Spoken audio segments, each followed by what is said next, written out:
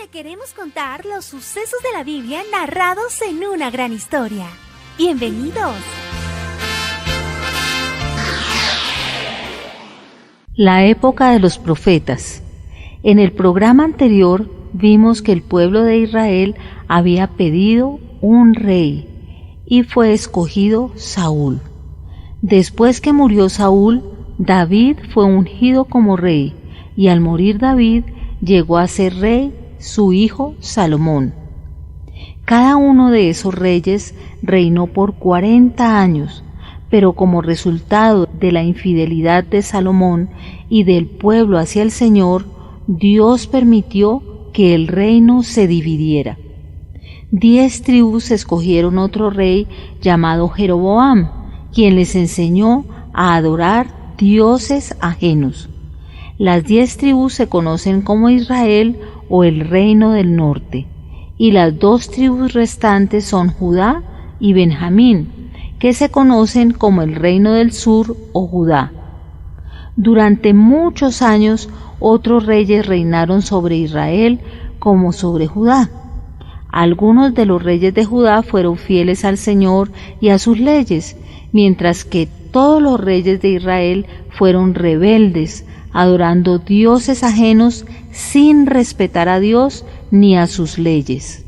Como el Señor siempre cumple lo que promete, Él no abandonó a su pueblo, los descendientes de Abraham, Isaac y Jacob.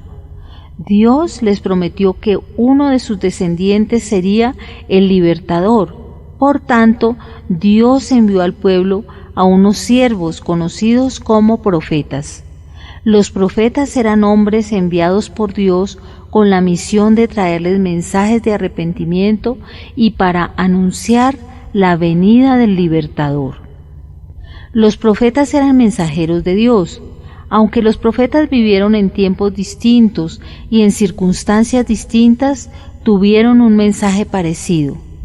Primero, los profetas llamaron a la gente a arrepentirse. Segundo, los profetas llamaron a la gente a volverse a Dios y les advirtieron las consecuencias de no hacerlo. Tercero, los profetas anunciaron la venida del Salvador. Hubo un profeta que se llamaba Elías. Él era un hombre corriente que cometía errores, que tenía miedo a veces, pero Elías confiaba en Dios y le obedecía. Debes saber algunas cosas antes de que comencemos a relatar este suceso, como que la tierra de Israel, a donde iba Elías, era malvada. Había un rey llamado Acab, quien creía en un dios llamado Baal. El rey y la mayoría de las personas adoraban a este dios e hicieron muchas cosas que la Biblia dice que no debemos hacer. El rey Acab también tenía una esposa llamada Jezabel. Tanto el rey como su esposa venían de diferentes familias malvadas. Juntos ayudaron a hacer de Israel un lugar que no le agradaba a Dios. Es por esto que Dios envió a Elías para mostrarle a la gente que Dios era más poderoso y a quién debían adorar. Todo comenzó cuando Dios le dijo a Elías que entregara un mensaje al rey Acab. Elías fue donde Acab y le dijo: «Mi Dios me ha dicho que no habrá lluvia y ni siquiera rocío en los próximos 3 años hasta que yo así lo pida». Pensamos que Acab no creyó que esto pasaría, porque él adoraba a ese dios Baal, que era un ídolo, y éste debería poder darle lluvia cuando la gente orara pidiéndola. Ahora piensa por un segundo, si no hubiera lluvia, nieve o inclusive rocío por 3 años, el tamaño de los ríos y los lagos se reduciría mucho o inclusive se secarían completamente. Como de allí obtenemos nuestra agua, probablemente ya no podríamos bañarnos ni descargar las cisternas de los inodoros. Tomar agua ya no sería tan fácil y tal vez solo se nos permitiría tomar un vaso de agua por día. Por orden de Dios, Elías le mostraría a la gente de Israel, al rey Acab y a Jezabel, que Baal no es Dios. Habían pasado más de 3 años sin que hubiera caído una gota de agua del cielo. Los animales comenzaban a morir porque no tenían agua ni comida. También durante este tiempo, la malvada Jezabel estaba tratando de deshacerse de todos los profetas de Dios como Elías. Dios habló a Elías y le dijo: «Ve donde Acab y enviaré lluvia». Así que Elías fue a buscar a Acab. Cuando Acab supo que Elías quería verlo, dijo enfurecido: «¿Eres tú, Elías, el alborotador de Israel?».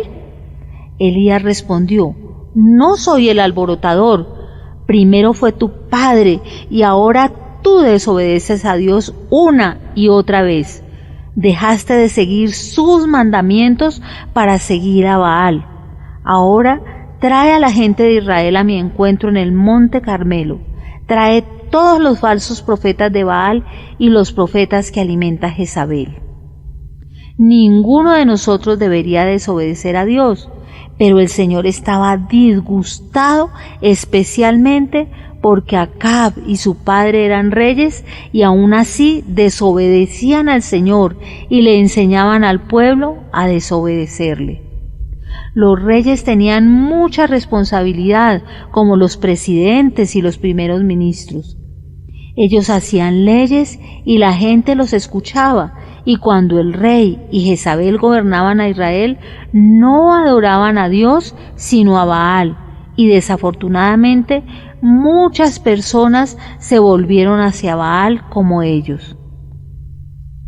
Toda la gente se reunió en el monte Carmelo.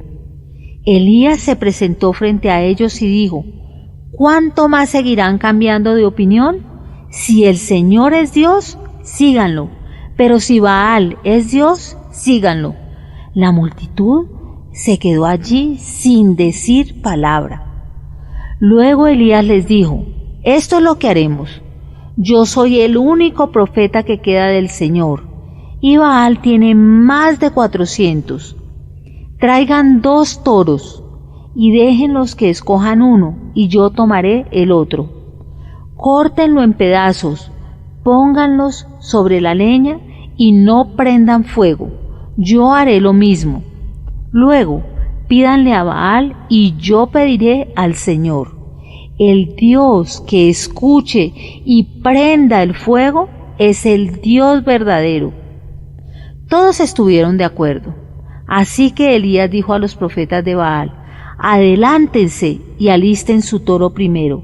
Pídanle a Baal, pero no prendan fuego ustedes».